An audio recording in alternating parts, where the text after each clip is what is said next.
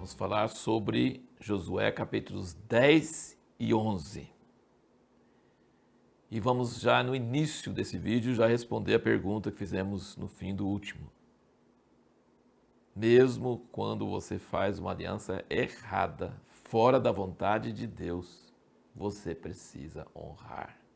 Você não devia ter feito, mas uma vez feita essa aliança, precisa honrar a aliança.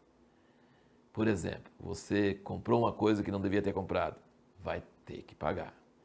Você prometeu fazer um trabalho que Deus não queria que você fizesse, vai ter que fazer.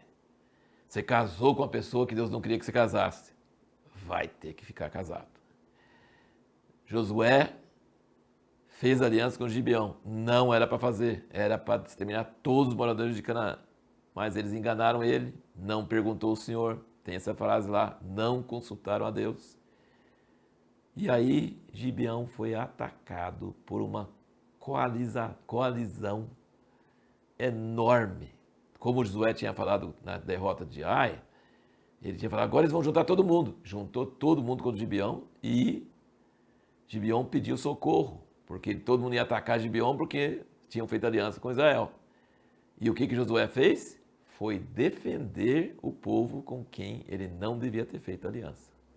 Muitos séculos depois, você vai ver que Saul foi castigado porque ele atacou os gibeonitas.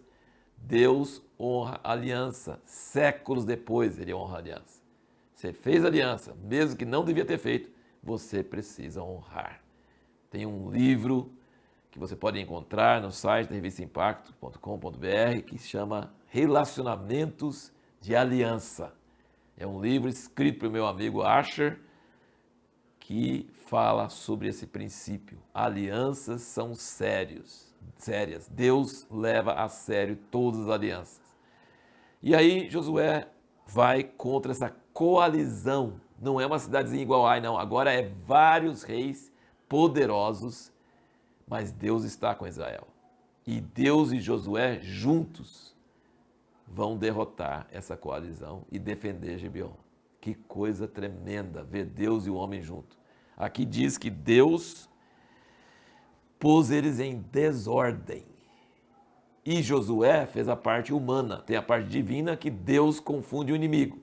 Mas tem a parte humana. Josué marchou a noite toda e pegou eles de surpresa. Eles nunca imaginaram que Josué ia viajar a noite toda e chegar lá de manhã e já pegar eles. E aí Deus estava dando a vitória muito grande.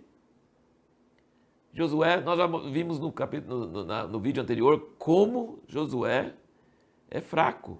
E como ele, na derrota de Ai, falou assim, a gente não devia ter passado o Jordão. Ele falou umas coisas que bem típicas de nós mesmos, quando nós estamos desanimados. Desmentindo até a propósito de Deus e tudo que Deus tinha falado. Por que a gente atravessou o Jordão? A gente devia ter ficado lá de lá. Que coisa absurda. Mas Josué, por outro lado, ele era um homem de Deus. Olha, tem que tirar o chapéu, viu? Que outro homem na Bíblia teve coragem de mandar o sol parar e a lua parar, só para ele poder terminar o serviço e matar todos os inimigos e exterminar os inimigos de Deus? Ele não perguntou para Deus se Deus queria, Deus não mandou ele fazer isso, ele mandou, sol para e lua para, e pararam.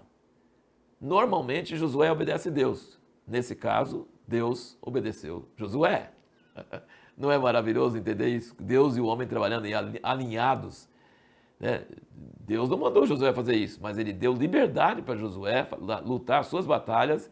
E quando Josué falou, Deus cumpriu. E o sol parou e a lua parou. Que coisa maravilhosa entender essa aliança entre Deus e o homem, essa cooperação para ganhar vitória sobre os inimigos. E Josué podia ter todos os defeitos, gente, mas você pode observar quantas vezes fala que ele levantava de madrugada. Josué não era devagar, não, ele era rápido.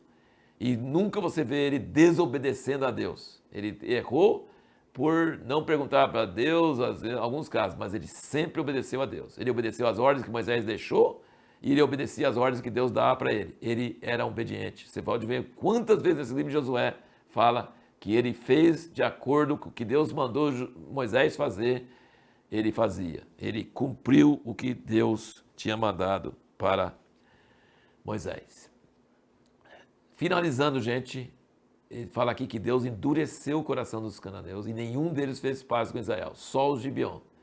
Todos os outros, apesar de derrotas seguidas, grandes, massivas, a tendência seria eles tentar fazer paz rapidinho, porque esse inimigo é invencível. Não, eles ficaram igual o faraó. Vamos lutar, vamos lutar, vamos lutar. Deus endureceu o coração deles porque queria que fossem eliminados, exterminados, tirados da terra. Ninguém fez paz. Deus endureceu o coração deles igual fez com o faraó.